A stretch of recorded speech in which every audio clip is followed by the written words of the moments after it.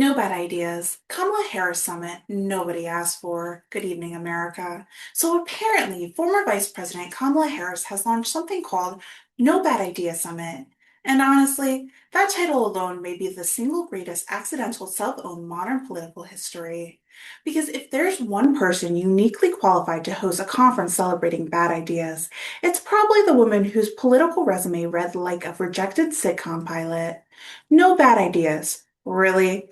This is coming from the same administration that told Americans inflation was transitory, the border was secure, and for paying $7 for eggs was apparently the sign of economy was thriving.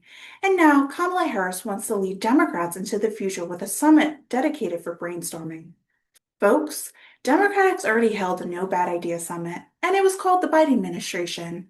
And Kamala was sitting in the front row clapping the whole time. Now, reportedly, the summit is supposed to encourage bold thinking, new leadership, and innovative Democratic strategy. Oh, good. Because if there's one thing Americans were begging for in 2026, it was more initiative Democratic strategies. Like explaining the economy using interpretive dancing or holding 3-hour meetings to discuss the emotional trauma caused by gas-powered lawnmowers, or appointing a disinformation czar who spreads misinformation. Remember that? You can't make this stuff up. But Kamala Harris launching a summit about ideas is like a captain of the Titanic launching a boating seminar.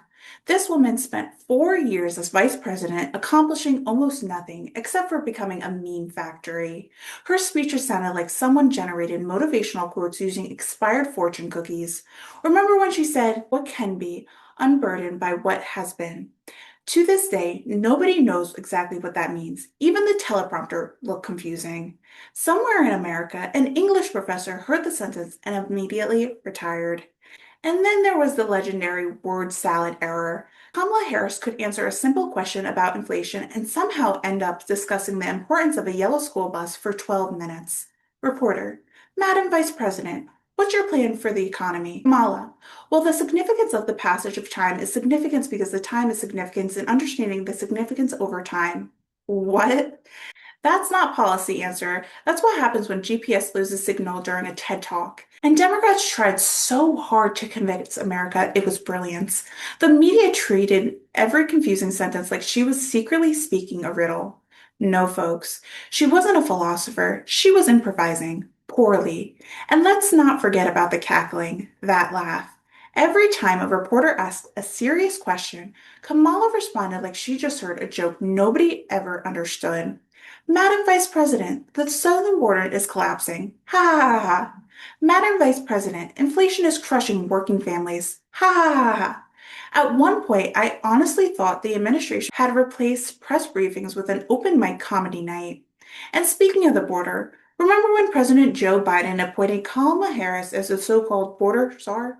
The White House spent months pretending she wasn't actually the border czar after things went sideways. Suddenly, Democrats were acting like Americans hallucinated the whole thing. No, no, no, no, she wasn't in charge of the border. Really? Then why did you send her out there? Vacation photos? And then when she was finally asked if she planned to visit the border, she famously replied, "I haven't been to Europe either," which is true, and I haven't been to Mars. That also has absolutely nothing to do with the question. That answer alone should have earned its own exhibit in the Smithsonian Museum of Political Disaster. Then came the 2024 presidential campaign. Oh boy, that was entertainment. Democrats spent years insisting Kamala Harris was the future of the party, the historical leader, the next generation, the rising star. And then the second she actually had a campaign nationally on her own, the entire operation collapsed faster than a dollar store lawn chair. Her campaign message changed every 12 minutes. One day she was a candidate of joy, the next day the democracy itself was ending, then she became the candidate of vibes and the abortion messaging, and then the celebrity endorsements, then the TikTok clips, then the awkward podcast. At one point, the campaign strategy looked less like a presidential run and more like a social media intern having a nervous breakdown. And then the interviews? Absolutely brutal. Every answer sounded like a high school student trying to hit the minimum word count on an essay they forgot to write. Question: how would you handle foreign policy, Kamala? Well, we must understand the context of understanding because context matters in a contextual environment. Even CNN anchors look exhausted. You could practically see journalists slightly begging for subtitles. And meanwhile, Americans were dealing with rising prices, house problems, border chaos, international instability, and a decline of trust in government institutions. But Democrats thought the solution was more Kamala Harris speeches. That's like putting out a kitchen fire with gasoline and positive affirmations. And now she's back, launching a summit called No Bad Ideas. Honestly, I believe her because apparently, with democratic politics, there's truly no bad ideas anymore. Open borders? Sure. Printing trillions? Why not?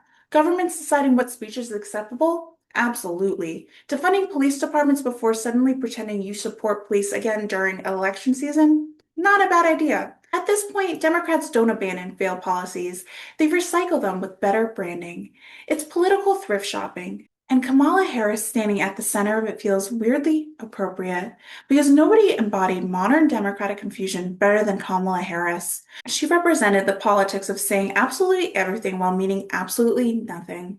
Every speech sounded inspirational until you actually listened to the words. It was like eating cotton candy made entirely out of a campaign consultants. And yet here we are. No bad idea summit. You know the funniest part? For years, Democrats told Americans Kamala Harris was underestimated. No, Americans understood perfectly. That's why her approval rate sank harder than a bowling ball in a swimming pool. Every Democratic voter seemed unsure what exactly she was supposed to be doing most of the time. Vice President, motivational speaker, laugh track operator, human LinkedIn post, nobody knew. And now she wants to reintervene the Democratic Party. That's like asking the drummer from the Titanic Orchestra to redesign cruise ship safety regulations. Look, politics is serious business. America's economy matters, national security matters, leadership matters, competence matters, and millions of Americans watching the Biden-Harris years feeling like the country was being managed by people who thought hashtags counted as policy solutions. So now, Kamala Harris emerges from the political fog in a shiny new summit called No Bad Ideas. And maybe she's right, because apparently the only true bad ideas left is Kamala Harris launching a No Bad Ideas Summit for the Democrats. I'm Haylee Ficuciello, Senior Correspondent for Englebrook Independent News. Good night, and try not to laugh too hard about the slogan.